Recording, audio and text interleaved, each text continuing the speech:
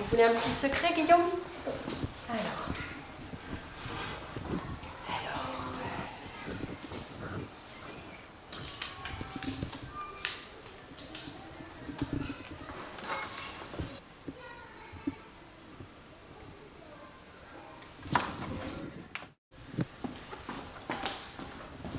Oui.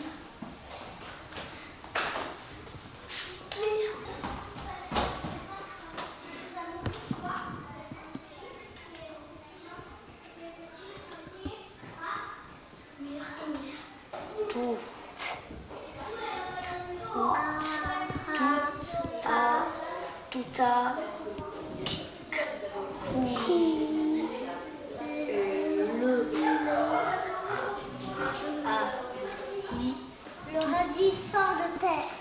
Tchac, la renarde. Quand on écoute une histoire, on ouvre Les oreilles. C'est la fin du jour. Le soleil couchant rougit le ciel d'été et l'ombre envahit la forêt. Parmi les racines tortueuses du grand chêne, voici qu'apparaît un petit museau pointu. Aucun danger ne la menace. Elle peut se reposer tranquillement. Dans un mois, quand les renardeaux auront cessé de téter son lait, elle devra intensifier la chasse pour satisfaire leur voracité. On a appris beaucoup de choses sur le renard. Alors dites-moi, qu'est-ce qu'on sait sur le renard? Il mange de la viande. Il mange de la viande, essentiellement de la viande. Alors qu'est-ce qu'on dit quand un animal mange de la viande? On dit qu'il est carnivore. Très bien. Son corps, il a quoi sur son corps? Il a Un pelage. Un pelage, c'est fait avec des... C'est mamelles, on appelle ça un mammifère. Très bien. Où est-ce qu'il vit?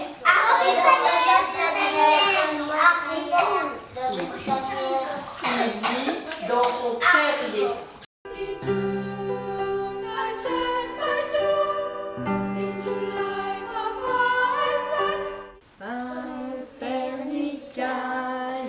Le roi des papillons, se rasant la barbe, se coupa le menton. Ah, le pauvre papillon, chantons-lui notre chanson. Pomme, poire, abricot, il y en a un de trop.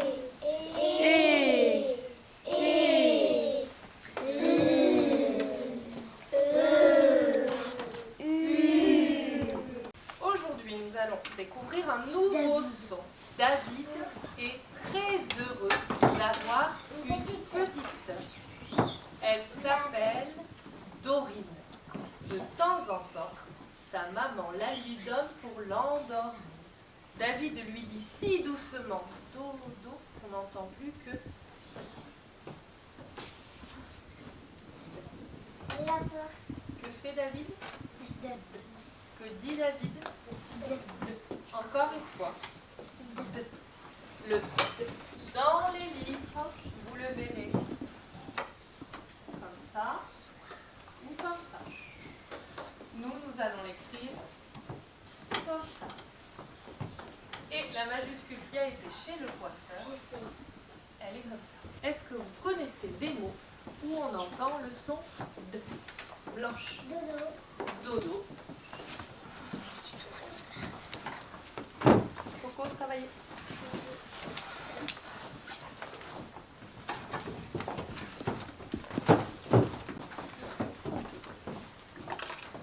Vous avez un sourire, Robin? Très bien. Da. Di. Ensemble, Gabriel. 2.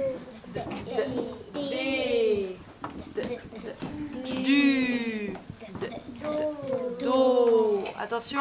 Ad. Dur.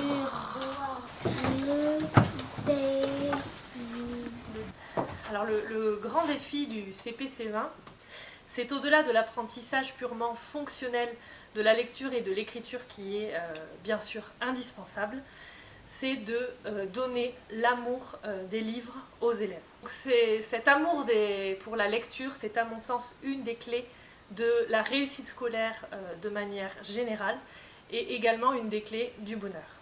Donc, je vais vous présenter quelques petites actions que je mets en place dans ma classe pour essayer de développer chez mes élèves cet amour de la lecture.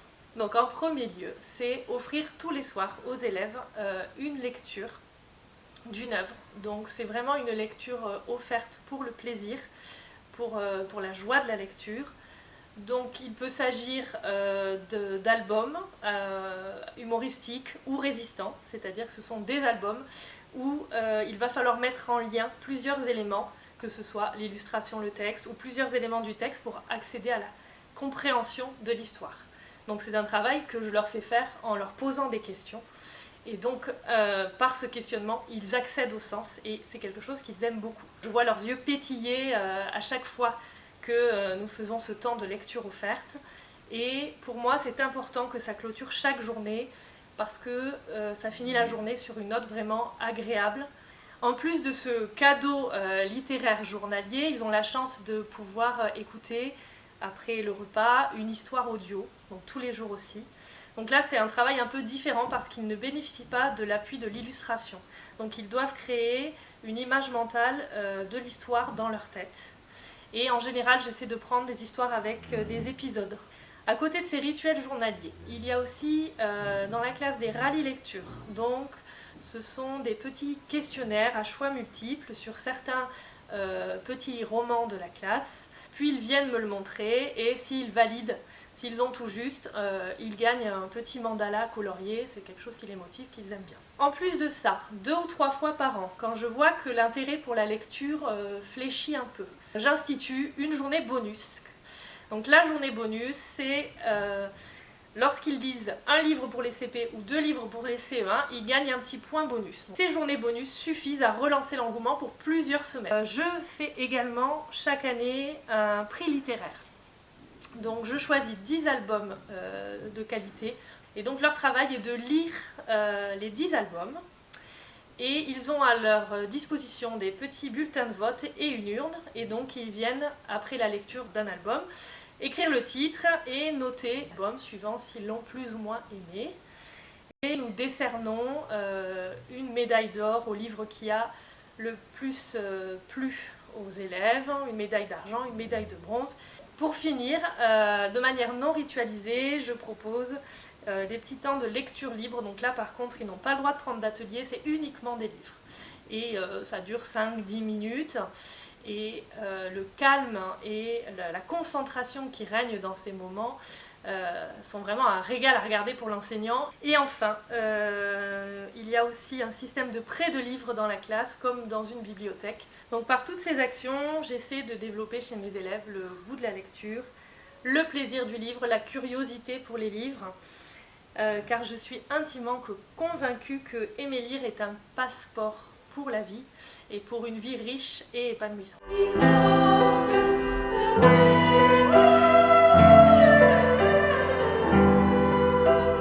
Cinq amis décident de faire une randonnée pédestre dans le Massif central. Retourne le problème. Je voudrais que tu essayes de me raconter l'histoire, si possible avec les bons chiffres, parce que c'était, les bons nombres, c'était pas des gros nombres. Il y a 6 amis. 6 amis. Il y a 2 questions. Est-ce que, au moins, tu peux m'en dire une? Là, ils ont fait des kilomètres. Le nombre, alors la question, c'est le nombre de kilomètres Et le nombre par jour? Nombre de kilomètres par jour? Non. Nombre de kilomètres? En 7 jours. Donc, total. Nombre total de kilomètres. D'accord. Et combien ça va coûter à chaque nombre d'argent qui vont coûter à chaque ami? Un peu plus français.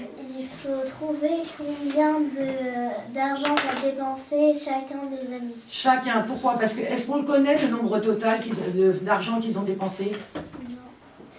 Oui, c'est 100 Combien? euros. 600 euros en tout. Donc la question c'est, qu'est-ce qu'ils vont faire puisqu'ils sont, alors, Combien vont-ils ils sont payer 5, tu as chacun raison, parce que 600 c'est forcément 5. Combien vont-ils payer chacun? Combien chacun va Combien payer? chacun va payer? Nombre d'argent.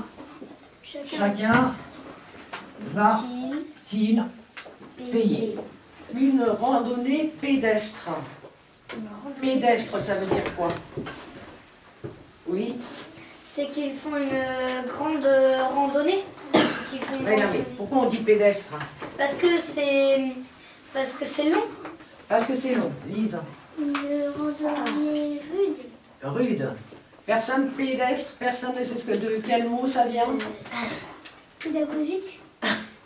Donc, oui. De Non. pied. Ah! Qu'est-ce que t'as dit? De pied. Le pied. Parce que les randonnées, on peut les faire à vélo, à cheval. Le ciel était clair et plein d'étoiles, et l'étang était si bien gelé qu'on aurait pu danser dessus. Les vilains du voisinage, donc ça veut dire les paysans du voisinage, y avaient fait seulement un trou où ils menaient boire leurs bêtes le matin. Alors, ce que je vous propose, c'est qu'on va reprendre petit à petit le texte en posant des questions pour bien analyser le texte et vérifier qu'on a bien tout compris, qu'on s'est bien fait le film dans la tête et tout bien analysé. Alors c'est à vous. Le ciel était clair et plein d'étoiles, et l'étang était si bien gelé qu'on aurait pu danser dessus. Est-ce que c'est un lieu désert? Non, Non. s'il y a de l'eau. Il y a de l'eau, d'accord. Est-ce que c'est un lieu désert dans le sens, est-ce que c'est un lieu où où personne ne vient? Un lieu peu fréquenté? Mais non, parce qu'il y a des gens déjà qui viennent Ils viennent quand, à votre avis, du coup? la nuit La nuit? pour creuser le trou. Vous pensez que les paysans se lèvent la nuit Non, le pour soir. creuser le trou? Ou le soir? Quand est-ce qu'il fait froid? Quand est-ce que le lac gèle le plus? Le matin, il fait très froid. Ouais, donc toute la nuit le matin. Donc souvent, on va donner à boire aux bêtes Le matin. le matin, la journée, donc le matin. Donc il peut y avoir des gens autour du lac le matin. Mais là, notre histoire se passe la nuit. Super. Est-ce que vous pouvez me résumer cette histoire, tout le début de cette histoire? Ben, c'est un renard et un loup. Le renard, il piège le loup. Isengrin. Pourquoi va-t-il au lac? Parce que pour pêcher. Pour pêcher. Et il pense être dans un bel endroit pour pêcher. Et renard, lui, pourquoi amène-t-il son compagnon au lac? Pour le piéger. Pour le piéger. Exactement. Les deux n'y vont pas pour la même raison. Le renard va pour pêcher et l'autre il va le piéger. Exactement, c'est tout à fait ça.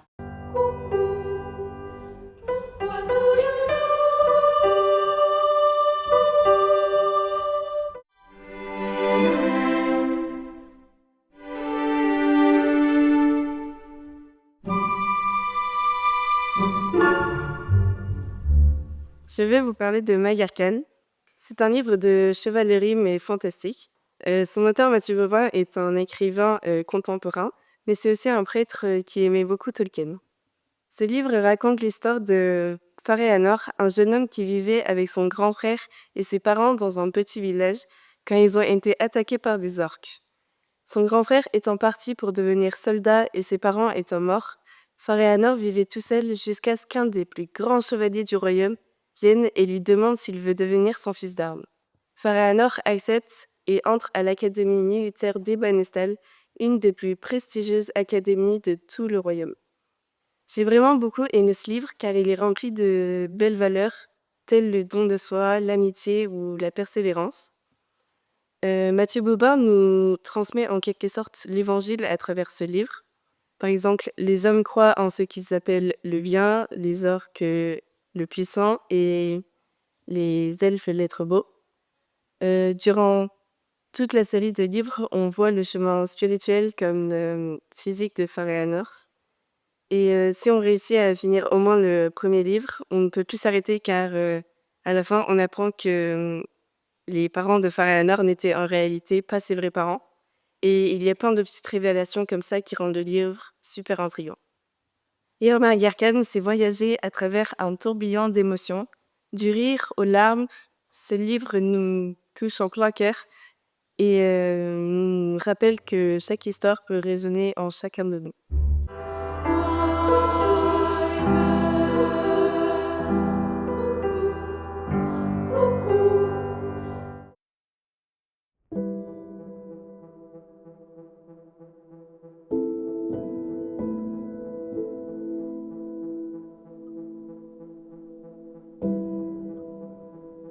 C'est-à-dire, je ne peux pas citer tout le monde. Soyez malins, comprenez-le. Je revois Zoé au début de l'année, je vois tout le chemin qu'elle a fait.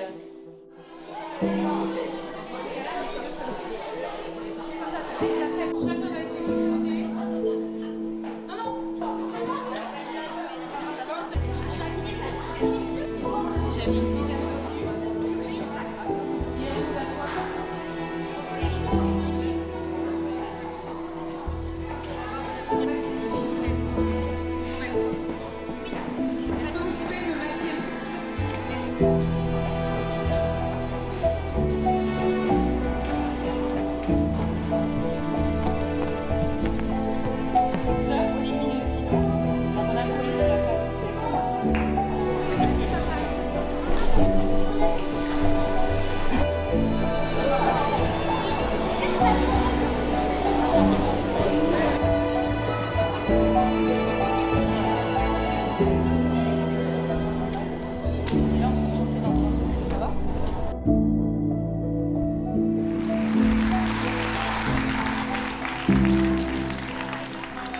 Tous les mardis après-midi, auteurs et personnages prennent le vie. Ouais. Ce sont les mardis enchantés. Ah.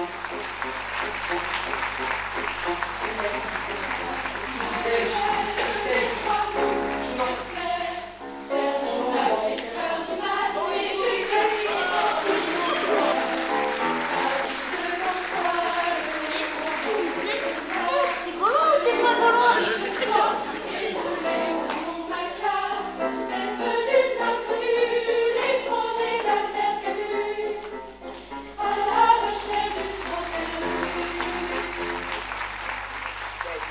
Admiratif pour un parfumeur qu'elle enseigne. Irine, est-ce une conque? Êtes-vous un triton? Campagnard, regardez, c'est un météo, ben, que melon nain. Vous n'avez que les 6 qui forment le mot sotte. Eussiez-vous d'ailleurs l'invention qu'il faut pour pouvoir, là, devant ces nobles galeries, me servir toutes ces folles plaisanteries que vous n'en eussiez pas articulées. Le quart de la moitié du commencement d'une quart. Je me les sers moi-même avec assez de verve, mais je ne permets pas qu'un autre me les serve.